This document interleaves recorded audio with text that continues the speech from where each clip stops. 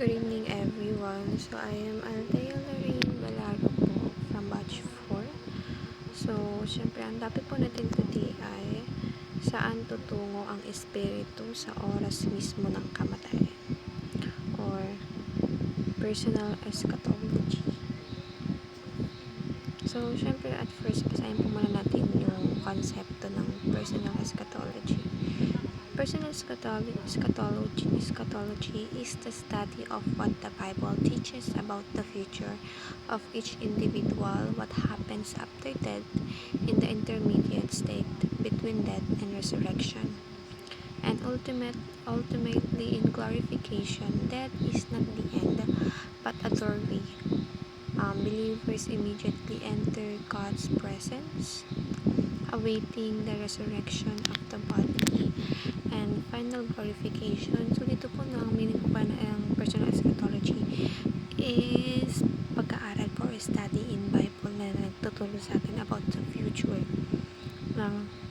Hindi ito yung future na like future and then after 10 years, ganyan.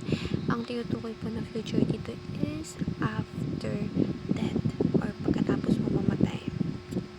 So, believers immediately enter God's presence, awaiting the resurrection of the body and final glorification.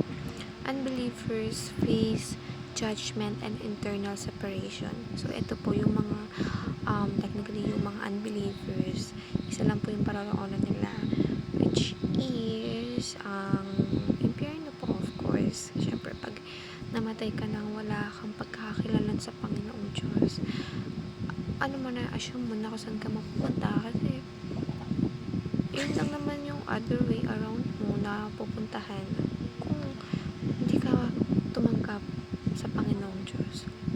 Yun kasi yung parang consequence Sorry. This doctrine reminds us that eternity is real and personal. Our time on earth is short, but our spirits are eternal, so we live today in light of forever. So, yung physical body po natin sobrang short lang dito sa earth. So, let's see. Diba sabi nga in psychology na 70 years lifespan ng body natin, maswerte ka na nakaabot ka ng ganong age. So, ang internal po talaga is yung spirit, or which is yun yung bagay na dadalhin natin sa langit or impyerno if ever natatanggap tayo sa Panginoon Diyos. So, syempre kung ano yung tumatagal, yun yung bigay natin ng importance. At of course, ang importante is yung makasama natin si Lord sa after death, of course. Teachings po dito ay to depart from the body is to be with Christ. People who died wait in the intermediate state, and believers must live in light of eternity with God, which is true.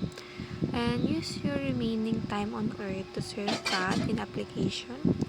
Reach out to your family members and friends and face death with courage and excitement. Siyempre, pag namatay tayo, pag alam natin na natatanggap natin ng Panginoong Diyos, wala tayong takot na mararamdaman, kasi alam natin na ang Panginoong Diyos, siya yung parang kukuha sa